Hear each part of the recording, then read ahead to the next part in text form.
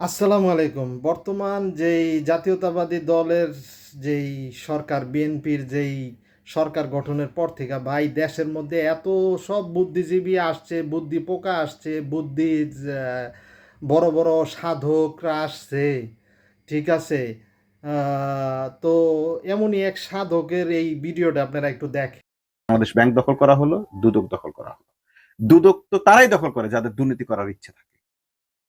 কি পরিমাণ দুর্নীতি করবে বিএনপি তারেক রহমানরা, এটা তার একেবারে জলজান্ত। দেখছেন ভিডিওটা দেখে কি মনে হয়েছে? এই যে বুদ্ধি সাধক, যে বুদ্ধির যে কীট পোকা যিনি যিনি আছেন, ঠিক আছে, এই বুদ্ধির পোকা আপনার আমার জন্য মঙ্গল, দেশের জন্য মঙ্গল মোটেই না।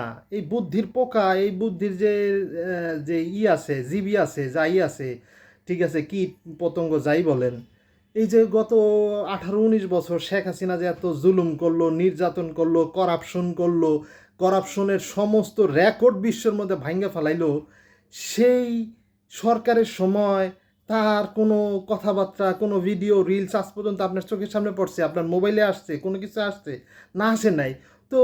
এত অন্যায় সময় চললো, এই বর্তমান সরকার তো মাত্র যাত্রা শুরু করলো। অন্যায় হয়তো করলেও করতে পারে, আমি সেটা কইতাছি না যে করবো না, বা কি আসে বা করবো কি করবো, ওদের দালালি আমি করতে চাই না। তো যাই করুক, এখনও তো শুরু করে নাই, ঠিক আছে। আর শেখ হাসিনার লেভেলে তো পৌঁছানোর প্রশ্নই আসে না, উনি তো নেক্সট লেভেলের ছিলেন।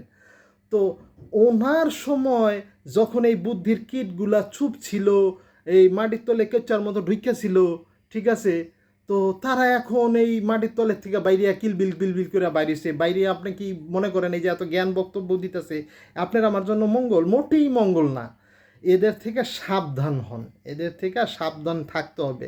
কারণ আপনি কার কথা শুনবেন? আপনি তার কথাই শুনবেন যে এই 17 বছর যে শেখ হাসিনার স্বৈরাচারী যে সরকার ছিল, এই সরকারের সময় যে সত্য কথা বলছে, সোচ্চার ছিল, শুধু তার কথা শুনবেন, অন্যের কথা শুনবেন না। অন্যদের কথা শুনবেন, আপনি মনে করবেন ওরা আপনার ধ্বংস রেখে আনবো, কোনো ভালো কিছু করবো না। কারণ যে ভালো লোক, সে ওই শক্তিশালীর সামনেও সত্য কথা বলবে, এবং যে দুর্বল তার সামনেও সত্য কথা বলবে। ওই শেখ হাসিনা জালিমা ছিল, দস্যুয়া ছিল, খুনিয়া ছিল, রক্তখোরা ছিল, তাহার সামনে আপনি ভয়ে মুইত্যা দিছেন, আপনি চুপ করে আসিলেন, মাটির মধ্যে মাথা গাইরা রাখছিলেন, মাটির মধ্যে কেচ্চার মতো ঢুকে আসিলেন। আর এখন একটা নরম ভালো সরকার আসছে, ভালো রাজা আসছে, হয় তার সব প্রত্যেকটা মানুষেরই দোষগুণ থাকে, ঠিক আছে। তারেক জিয়ার মধ্যেও দোষগুণ হয়তো আছে, বা তার সরকারের বিভিন্ন লোকজনের মধ্যে আসছে, সাফাই গাওয়ার কিছু নাই, ঠিক আছে। কিন্তু ভাই, নাই মামার থেকে তো কানা মামা ভালো। ওই দস্যুরানি, ওই বৎকার মহিলা, থার্ড ক্লাস মহিলা শেখ হাসিনার থেকে এবং তার দোসরদের থেকে তো এই লোক এখনও ভালো আছে। সেই লোক তো এত দুর্নীতি করে নাই, ঠিক আছে, বা এত অত্যাচার জুলুমও করে নাই। সে মাত্র সরকার শুরু করছে, তারে এমনভাবে পচানোর চেষ্টা করা হইতেছে যেন উনি হইতেছে দুনিয়ার সবচাইতে বাজে নেতা, দেশ চালক।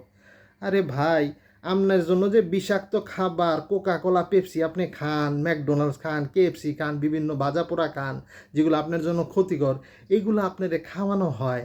এগুলো আপনারে খাওয়ানো হয় কি, ঠিক আছে, বিজ্ঞাপনের মাধ্যমে। আপনার যেসব দেখা উচিত না, আপনার সন্তানের যেসব দেখা উচিত না, এগুলো আপনারে দেখানো হয়। আপনি যেই পোশাক আপনার জন্য অপচয়, এই পোশাক আপনারে পরানো হয়। আপনার বছরের মধ্যে আপনার লক্ষ লক্ষ কোটি টাকা আপনার পোশাককে ব্যবহার করা হয়। মোবাইলে একটা 5,000 টাকা বানাইয়া 10,000 টাকা বানায় আপনার কাছে 1.5 লাখ 2 লাখ টাকা বেচে, ঠিক আছে। তো আপনি কি মনে করেন যে যারা এই বিজ্ঞাপনের মাধ্যমে এই ধরনের বোকামের মতো, বদ্ধর মতো, গাধার মতো আপনারে কাজ করাইতেছে, তারা আপনারে আপনার বুদ্ধি বিবেক বিবেচনা করে আপনার জন্য ভালো সরকার গঠন করতে তারা হেল্প করবে? কোনো দিনই না। এই লোকগুলোই চায় না যে বাংলাদেশের মধ্যে, এই বাংলাদেশের ভালো চায়, বাংলাদেশের জনগণের ভালো চায় এমন কোনো সরকার আসুক। এই জন্যই তারা, আপনি দেখবেন মোবাইল খুললেই খালি তারেক জিয়া এবং বর্তমান যে সরকার আছে, যে মাত্র ভূমিষ্ঠ হয়েছে, সে এখনও হাঁটা শুরু করে নাই, এই সরকারের বিরুদ্ধে নানা রকমের কন্টেন্ট দিয়া, বিতর্ক দিয়া, নানা রকমের বুদ্ধি বিবেচনা দিয়া, যুক্তিতর্ক দিয়া আপনার প্রোপাগান্ডা করে আপনার মাথাটা খালি করে আপনার পাগল বানানো হইতেছে, বুঝছেন? এদের থেকে সাবধানে থাকেন।